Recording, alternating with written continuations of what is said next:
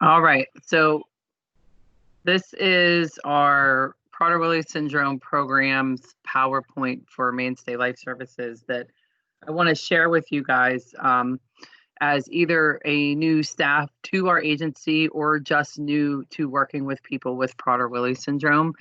This will give you a basic overview of what the syndrome is and how we support people here at Mainstay Life Services. So the basics of Prader-Willi syndrome. The first and most important thing to know is it's a genetic disorder affecting growth, metabolism, cognitive function, and behavior. So it is not something that people can change or that a behavior specialist can make different. That drive for food that people have is never going to change, no matter how much we work with people, because it's part of the genetic syndrome. People with Prader-Willi syndrome, the most common thing is the hyperphagia, which is an involuntary, uncontrollable, chronic feeling of hunger. So people never feel full. They never feel satiated. There is a flaw in their hypothalamus, which is the part of your brain that controls those feelings of hunger and fullness. So they're kind of always seeking food and anxious about when they're going to get food and where food is. To compound that, they have low muscle tone. So they do exercise regularly. We typically recommend that people do that for 30 minutes, 3 times a day, or twice a day for 45 minutes. It's built into their schedule, which we'll talk about a little bit later. And they also have a slowed metabolism. So they don't need the same amount of food as their peers. So they need less food, even though they always seek more. And that really makes their anxiety level higher. A lot of behavioral challenges come up from this. A lot of those challenges are just people's attempts at controlling their level of anxiety. So some of the repeated questions, skin picking, excessive talking, that is their way of trying to control how they're feeling in the moment. And it's always really important to remember that people with Prader-Willi syndrome have a processing delay and they really want to please you. So you have to give them time. And there's different ways that we can work with some of those behavioral issues that we'll discuss a little later as well. All right. Currently at Mainstay, we have 2 separate restrictive procedures in place for each person we support. We discuss it with them before they move in with us residentially, and they're well aware of the program and why it's there. They have the kitchen locked, so all meals are prepared and prepackaged by our overnight staff. The meals are designed by a dietitian, and we follow those recommendations. We post the meals outside on a whiteboard outside of the kitchen, so they know what the menu is. We don't vary from the menus that we post. So they're there and they're available. The staff prepares those meals, like I said, overnight in the locked kitchen area. So the people we support don't have access to their kitchen at any time. The other thing is that the money is locked. So the people with Prader-Willi syndrome don't purchase unplanned food items because, as you can imagine, if they had availability to money, they would purchase food items that weren't on their menu. So we shop with people, we plan outings, we do lots of things. We just help them to handle the money portion. We do have people that will go to the store with a person and get change. That's something that you'll learn the individuals you support and work with your manager to make sure that they do have some, individuality, some access to being able to do normal activities. So we'll talk about that a little later too. All right. This is a basic example of a menu. All of the menus, like I said, they're prepared by a dietitian. We work with a nutritionist from the Children's Institute. And we're currently working on changing maybe some of these things, but the calories and the goal weight are determined by that nutritionist and evaluated by their PCP. They're followed by a PCP. The meal prep is done overnight, and the calorie specifics are followed by each individual. So there may be 2 people living in a home. They might not be on the same calorie level, depending on where they're at and what their maintenance level is. But the meal itself would be the same. So they may get, like the first example, breakfast on Sunday. There's 2 breakfast burritos. with a half an egg in each tortilla. Somebody on a lesser calorie might get one breakfast burrito. So the basic meal is the same. It's just the quantity that's different. We originally thought this might be an issue when we had two people living together, but we've actually found that people strive to get to their goal weight and be able to increase their calories slightly to have a better maintenance level. So it can be a good thing. So, all right. The red, yellow, green diet is the diet we currently follow. This diet was developed by the Children's Institute. It's a calorie restrictive. It's based on their ideal weight. And there's one red food day per month. There are copies of this book at each home. Like I said, the diets are already pre-planned and the menus are posted and the overnight staff does all of that cooking. But it's a good thing to look over this book so you can see what kind of foods are in each category. Green are basically veggies and go foods. Yellow, you have to be a little bit careful. And red are foods that you shouldn't have as frequently. The red food day per month we try to do that as an outing where so they can go out to restaurants, and before they go, we will look at the manager usually puts 3 separate options out and they choose what they're going to have before they go. So there isn't that anxiety about picking different things or things that are completely off menu. And the red food day consists of only an extra 300 calories for that day.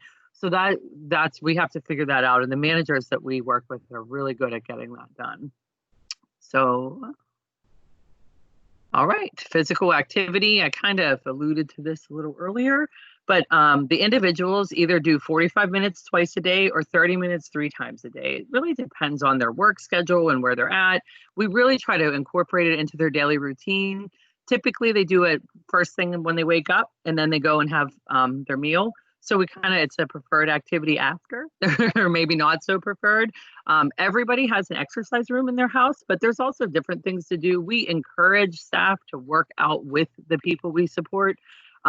Lots of folks have gym memberships. Lots of people just like to walk outside in the park. You can be really creative with exercise and do some really fun things. We have treadmills, we have weights, ellipticals in the different houses. We have different gym memberships all over the place, AmeriFit, Planet Fitness, the Y. And they love to walk at malls and parks. The people we support just love to kind of be in a group too, meet friends and go for a walk. There's lots of different ways that you can incorporate exercise.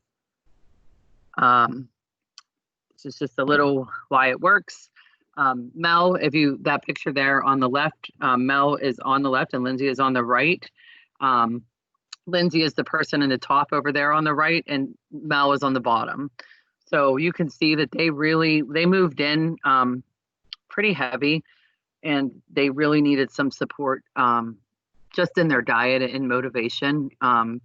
Obesity in Prader Willi syndrome can be life-threatening because of their low muscle tone and the fact that that amount of fat on their small frame can really crush their organs, literally. So it's really important for people to maintain a good goal weight. It isn't about being thin. It's about having a healthy lifestyle, being active, and having less of that fat on their frame. All right. For community participation, we do lots and lots of things. We talk to the people that we support and see what they like to do. We try to do activities that incorporate exercise and don't incorporate food, which is surprisingly difficult because most things in life have food of some sort. We don't completely avoid food though, because it would be impossible to live in this society and do that. So we pre-plan when we go. We look at the venue, what's there, where there might be some anxiety. We talk about it some beforehand, just to reduce the anxiety. We make sure that we always have healthy choices with us. So we really work hard to build those activities into their everyday life. And we also work with the employment services people to try to find jobs that are suitable and not anxiety causing. So we've found that for a few people, and we're going to continue to do that. And then training. We do have annual training. We first give you this training about basics of Prader Willi syndrome. You're actually going to have another training about the medical alerts and some really specific things that are unique to people with PWS. And then we do training specific to each individual. So you're going to learn about the person, because even though they have Prader Willi syndrome, they're a unique individual with their own set of issues and concerns and anxiety. And you'll learn that as you get to know people. We really try to provide training to any other people that are involved in the people we support with PWS's life. So if we have some law enforcement that's been involved, we talk with them. We explain what might happen and some of the behavioral things that they'll see.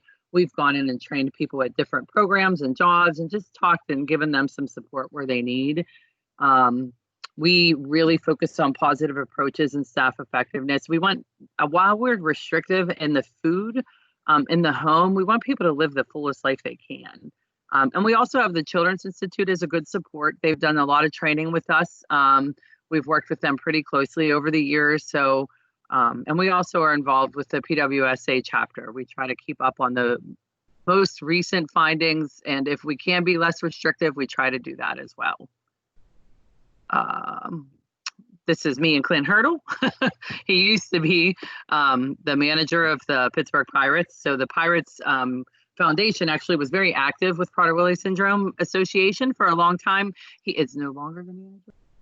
So he still does support PWSA. We work with the Children's Institute. We've worked with their dietitian. We're branching out and working with some other ones. They provide a lot of training. They used to have a world-renowned Prader Willi unit that we would go and get training from. So a lot of our senior management has that training and that background. So they're a really good resource to use. Pittsburgh Partnership is actually 2 local psychiatrists. We use a lot of their material for training, and some of our people that we support go and see them. And then the Foundations for Prader Willi Research is also a really good resource for training. So, all right. This is just a little bit of background about our homes. You know, we started with Graham over in Penn Hills in 2000. David, Marvin, and Andre, they moved in there in 2001.